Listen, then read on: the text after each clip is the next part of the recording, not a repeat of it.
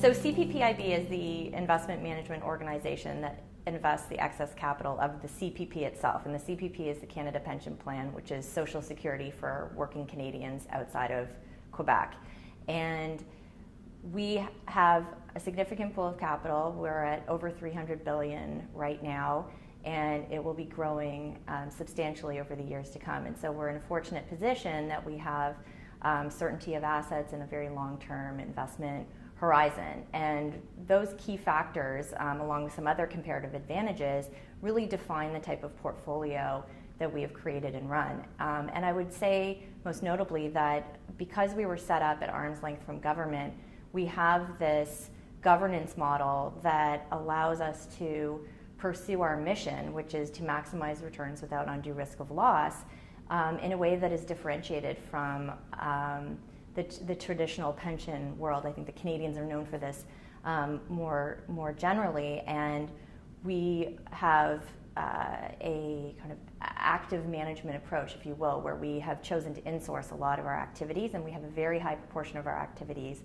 in what is traditionally known as alternatives, but it's private equity, it's direct investing, co-investing, funds, principal credit, real estate, infrastructure, and agriculture. And so almost half of our fund is invested in those activities now.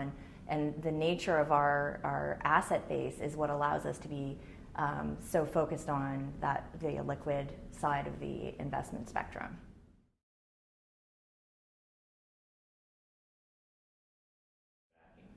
Yeah, because of the size of our program, which, as I mentioned before, it's $24 billion funds portfolio, and with our co-investment business expected to grow substantially, we are focused on the larger end of the market. And so we have a minimum fund size of $1 billion in terms of our target fund, and our minimum commitment amount is $100 million. And so that tends to limit your investable universe right there. And I mean, it's just math, right? Even with the resources that we have, it takes the same amount of work to do a $750 million commitment as it does to do $100 million. And so finding those managers that give that optimal set of both scale, returns, and partnership opportunities is really what we're striving for.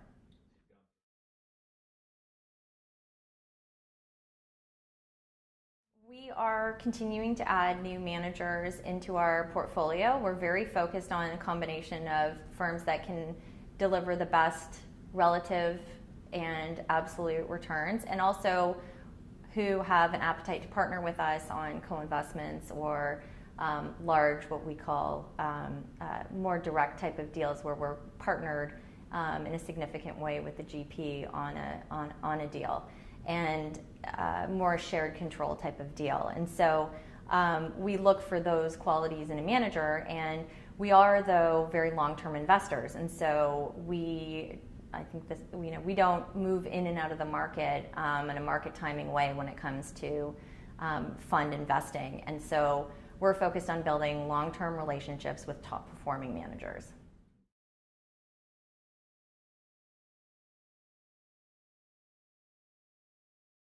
Well, the way that we look at it is that we have to outsource the market timing to our managers. So when you're constructing a funds portfolio that is trying to achieve the objectives that we are, which is returns, partnership opportunities, and in scale, it's not an option to be dipping in and out of the market, because these are relationship-based. That's very relationship-based, how all those three come together in terms of getting access to top funds, as well as getting access to the best or the most attractive co-investment opportunities. And so we're looking to optimize that set of factors. And so when we look at the current market now, one of my concerns is about returns compression in this market, and I think that the focus on co-investment is, it's at its core, it's about it's not from our perspective this way, but the appetite in general from LPs for co-investment is really driven by the fee structure in the industry. And so I think when we think about how do we keep private equity as being an attractive asset class, especially from a funds perspective, being able to narrow that gross to net spread, I think, should really be a priority in the industry.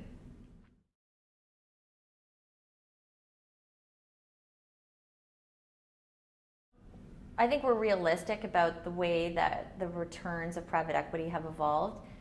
The drivers of returns have changed substantially over the last 10, 15 years, where the importance of being able to add value, have an angle, really drive growth in these businesses, that has just become more and more paramount in underwriting and being competitive when winning deals for GPs and for us in that segment of our business. And so there is more, I think there is potential for returns compression when we see what GPs are generally underwriting deals to. It is different from what it was many years ago, and I think that's just part of the maturation of the industry and the competitiveness and the amount of capital is impacting the pricing in the market. And so some of those factors are potentially cyclical. The amount of capital in the market, I think, is potentially a cyclical phenomenon, and that could change the return profile. It could change the return profile of the industry.